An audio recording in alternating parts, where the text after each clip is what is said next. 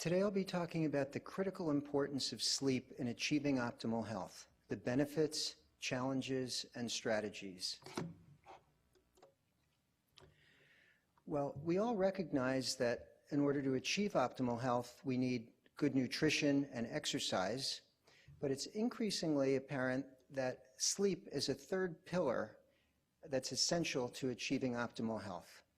Unfortunately, just as diet and activity levels have declined in modern society, so too has our sleep.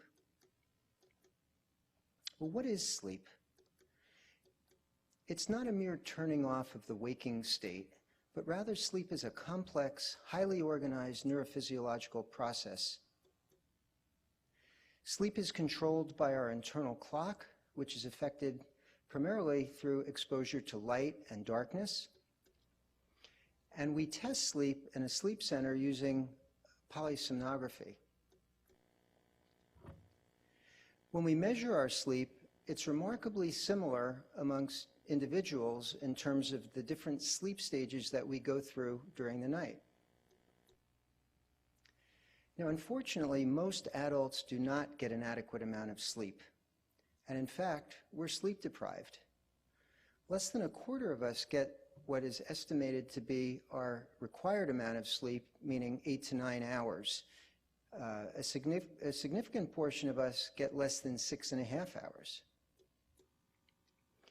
About a third of adults experience daytime sleepiness that interferes with routine daily activities.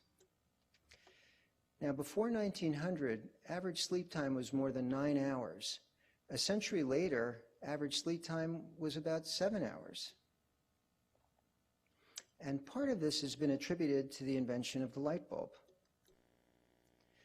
Other factors leading to reduced sleep time include our natural tendency to stay up late,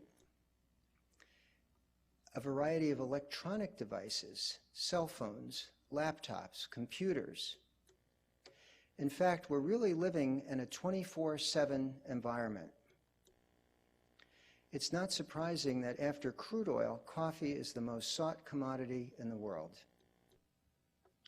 And even though we may not realize that we're sleepy, there are a number of factors that unmask our sleepiness. These include inactivity, driving, alcohol, a heavy meal, a warm room, a boring lecture. And there's a real economic cost to sleep deprivation, totaling in the billions of dollars. What about sleep and driving? Well, the effects of sleep deprivation on driving are equivalent to the effects of alcohol intoxication. Sleepiness, in fact, exceeds alcohol and drugs as the greatest identifiable and preventable cause of transportation-related accidents. Lack of sleep has a profound impact on our health and our quality of life. Sleep deprivation leads to increased susceptibility to viral infections, a reduced response to vaccinations, and an impaired functioning of our white blood cells.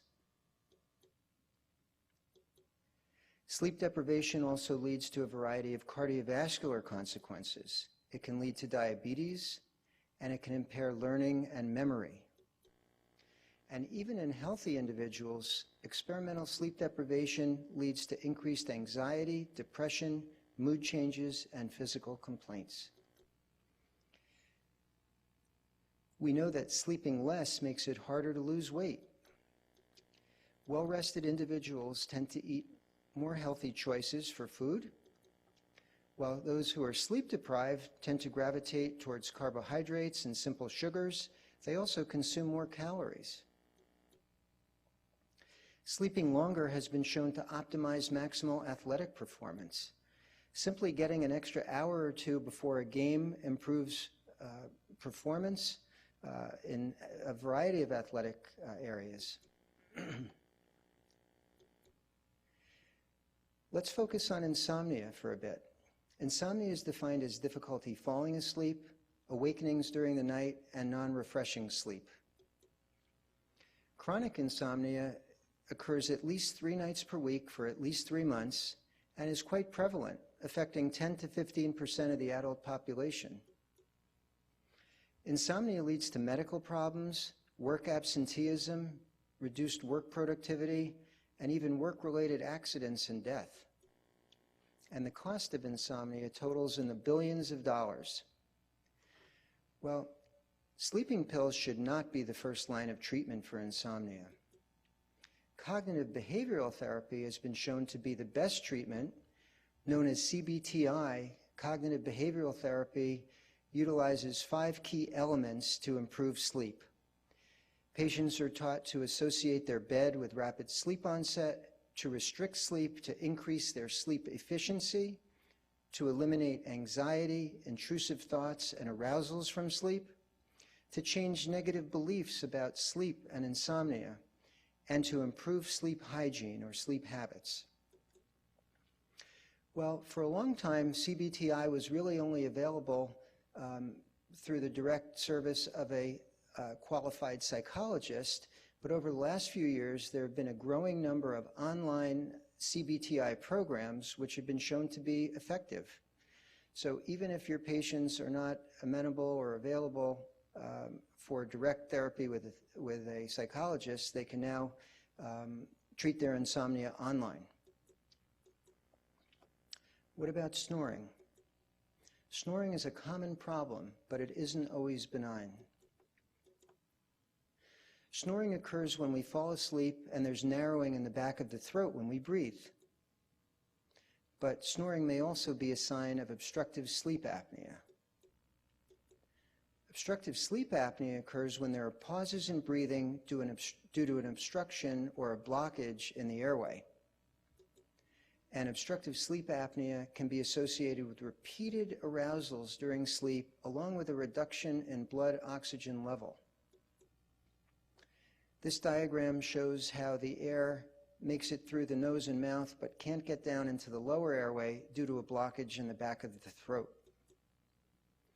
Obstructive sleep apnea is incredibly common. Some estimates say that it occurs in up to 25 to 30% of the adult population. Obstructive sleep apnea increases with age, and 90% of those with sleep apnea remain undiagnosed. Sleep apnea is important in terms of health consequences. It can lead to cardiac arrhythmias, stroke, hypertension, coronary artery disease, congestive heart failure, and patients with obstructive sleep apnea have been shown to be at increased risk of death during their sleep. Apnea can also reduce productivity, lead to increased motor vehicle accidents, lead to the development of diabetes, increased surgery and anesthesia risk, and cause depression and symptoms of ADHD. Sleep apnea has been in the news most recently due to a number of train crashes where the engineers have been diagnosed with sleep apnea. And not surprisingly, the cost of obstructive sleep apnea totals in the billions of dollars. Well, sleep apnea treatment usually entails a number of efforts, including educating patients, counseling them, and one simple but extremely effective way to eliminate sleep apnea entirely can be weight loss. In addition to the conservative measures, there are other treatments including surgery, dental appliances, and continuous positive airway pressure, or CPAP, whereby a pressurized mask is worn during sleep to eliminate the apneas. Well, last I want to focus a bit on sleep hygiene, which is defined as the habits and practices that promote good sleep, because sleep hygiene is truly fundamental for good health and good quality of life. Some basic sleep hygiene tips include keeping a regular sleep-wake cycle to keep your internal clock well aligned. It's important to avoid sleeping more than 1 or 2 hours later on weekends compared to weekdays. It's important to maximize morning light exposure to tell your internal clock that it's daytime, and to minimize light close to bedtime so that your brain isn't tricked to think that it's still time to stay awake. Caffeine, alcohol, and tobacco all have adverse effects on our sleep. These should be avoided. A hot shower or bath close to bedtime may be helpful, And exercise several hours before bedtime can also be helpful in that it raises the body temperature, and then as our bodies cool down following exercise, it helps us get to sleep. It's important to sleep in a dark and especially a cool environment. It's important to save time at night to unwind and not bring worries to bed. If you have a lot on your mind, it's good to write things down on paper before getting into bed. Don't stay in bed if you're unable to sleep. Don't check the clock, and that means not only the clock, but your cell phone, your cable box, or any other electronic device that can tell you the time. It's also important to limit naps, and even though naps can be helpful, longer naps or naps closer to bedtime can cause problems overnight. We often get caught up at night with activities and forget that it's bedtime.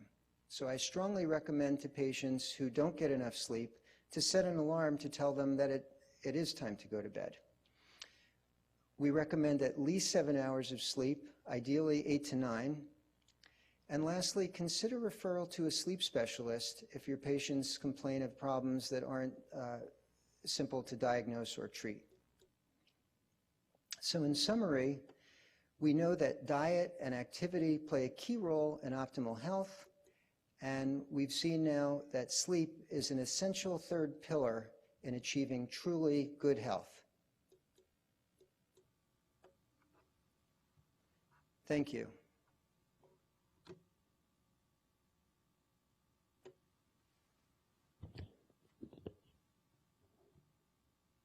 Okay.